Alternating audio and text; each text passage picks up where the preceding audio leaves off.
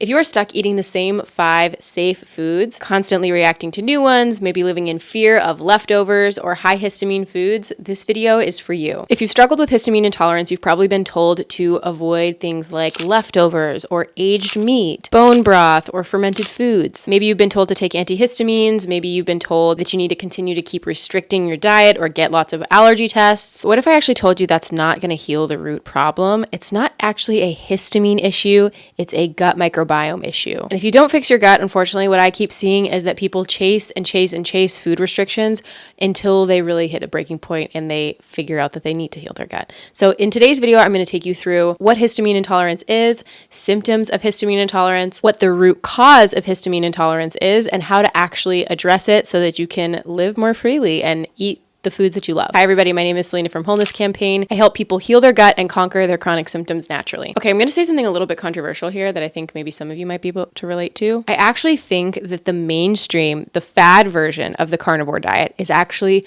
causing histamine intolerance. Yeah, you heard it here, folks. I'm not talking about the GAPS version of the carnivore diet. I think that's completely different. And maybe some people do the carnivore diet in a way that is healthy and won't cause histamine intolerance. But I think most people out there trying the carnivore diet are seeing benefits and continuing on it. And ultimately what's happening is they're actually unable to reintroduce foods because they've created a histamine intolerance. Ultimately, the reason for this is that good bacteria in your gut either need one of two things. They need fiber to feed it, which you guys know how I feel about fiber, or you need to be replenishing with beneficial microbes that will help to break down the foods and help your body to detox histamine. So before I get any further, I want to kind of address what actually is histamine. According to the Mayo Clinic, histamine is a chemical that the immune system releases. I believe this is caused by leaky gut, which is a topic for another video, but it is also a chemical that is released by pathogens in the gut. So I'm going to say that again.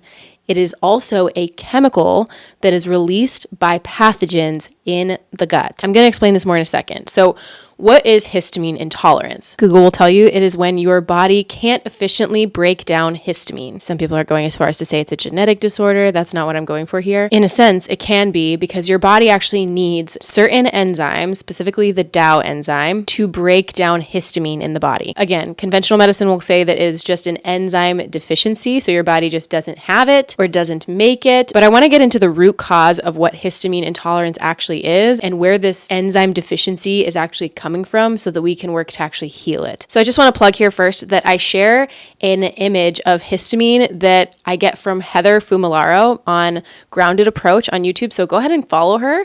But I loved the picture she gave for histamine intolerance because I think it helps to really get to the root of it. And that's what I'm going to share here. So it's the idea that your body's capacity for histamine is like a bucket. So if you can imagine, everybody has a bucket. Allergic reactions to food, to mold, to pollen will all create histamine. It will cause your immune system to release histamine into the body. That will fill up the bucket to some degree. Certain foods actually contain histamine. Like we said, fermented foods contain histamine, aged meat contains histamine, leftovers have histamine on them, bone broth can have histamine. That would cause your bucket to fill up again if you're consuming any of those high histamine foods. But like I said, a major overlooked source of histamine is actually the histamine that is released from pathogens in your gut. Pathogenic bacteria, particularly yeasts, will actually off-gas histamine. They will off-gas histamine that can actually flood your system with it if you have an overgrowth of pathogens, but actually, even when they're dying off, they can overload your system with histamines, which is part of the answer here, but you can see how people tend to avoid solving the problem because it makes the problem worse initially. I'm going to share why this happens more at the end. So if these pathogens are not kept in check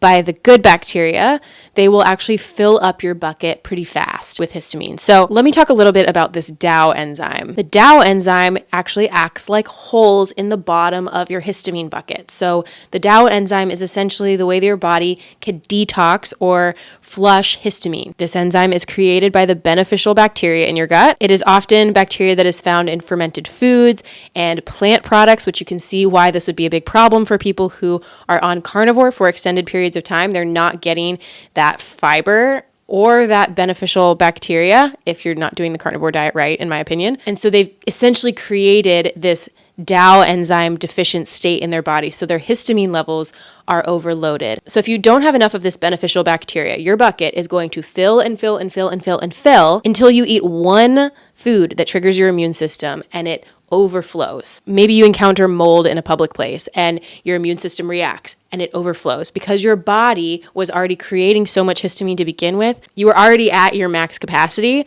And so you become very sensitive to your environment, to foods that you eat. And that's when people start experiencing these symptoms, which I'm going to list out here in a minute, really common histamine intolerance symptoms. But I want to drive home here that it is not really histamine intolerance. Like people think of it like you're just intolerant to a food that has histamine in it. It is really more of histamine overload because everybody has a histamine capacity. If anyone was to meet that histamine capacity, they will experience symptoms. It's really your body's ability to cope with the level of histamine in your body. And I believe that's something we can really influence a lot with really managing the gut bacteria in our body. So common symptoms of histamine intolerance. I'm going to just list them out. Bloating, digestive issues, migraines, dizziness, skin rashes, eczema, heart palpitations, anxiety, runny nose, congestion, seasonal allergies. You probably already know that's a really common histamine intolerance symptom. But even things like insomnia or feeling wired at night, all of these things can be related to histamine. I'm actually pretty sure that there's way more symptoms than this, but these are really fairly common ones. I hear a lot migraines. I hear a lot just like the congestion, the constant runny nose, and obviously digestive issues. So what I see most people doing is they're restricting foods in order to manage the symptoms, which understandably, that is how to live in a functional place. You have to avoid the foods that are causing these symptoms. But that is not healing the root problem. Like I just said, if we have histamine overload that's being caused by your own body, then it's really not about the food you're eating. It's more about the environment of your gut. So essentially, if we continue to try to avoid these high histamine foods, we will inevitably make the problem worse in the long run. I really believe that the real root cause of histamine intolerance is gut dysbiosis. It is an imbalance of bacteria in the gut. Now, I know that the nervous system plays a big role in this, but I really think your gut bacteria is where it starts, because if your body can't break down the food you're eating, or if you're in a constantly overloaded state of histamine, it is going to make it very hard to introduce foods and have a positive experience. This really comes down to the fact that pathogenic bacteria, yeasts in the gut, exhale histamine as a byproduct, and it is causing your body to be in a state of overload. Now, I want to give a quick note on antihistamines because I think this is a huge problem, and it was for me. The problem with antihistamines is that they suppress your histamine levels temporarily. But what ultimately happens is that your body then, in a sense, becomes addicted to that antihistamine because your body will recreate that histamine level because essentially it needs to. If it's reacting to something, that's actually a protective mechanism that your body has, is to release histamine. But if you give yourself an antihistamine, essentially you're telling your body to produce more histamine. So your levels over time can actually increase, which then requires higher doses of these antihistamines to suppress the histamine levels and start to feel good. I know personally myself, I was in this rat race where I basically was taking larger and larger amounts of antihistamines over time. I ended up taking like triple the dose that you're supposed to take for seasonal allergies because it got so bad. And my body was essentially responding to the antihistamine by creating more histamine. So it's not addictive, but they are kind of, your body's becoming dependent on them. It's similar to like the whole melatonin argument. So the real solution is to heal your gut. It's actually to get to the root of the problem, rebalance the microbiome so that you're not dealing with this gut dysbiosis, which is inevitably causing these pathogens to be exhaling histamine 24/7, keeping you in this high histamine state so that you're reactive and sensitive to so much. And this is exactly what I help my clients walk through in the Whole Health Blueprint coaching program. It is a 6-month program where I take you step by step towards introducing foods that actually heal and repair the gut lining so that those pathogens can start to die off. They're not exhaling histamine all the time, and you can actually start to have a microbiome that is predominantly beneficial and it's really in balance. So we go through how to make and introduce the foods that are really going to heal your gut and really introduce them in a way that is helpful for histamine sensitive people. We'll also do heavy metal chelation, which helps you to really get to the root of some of this pathogenic overgrowth.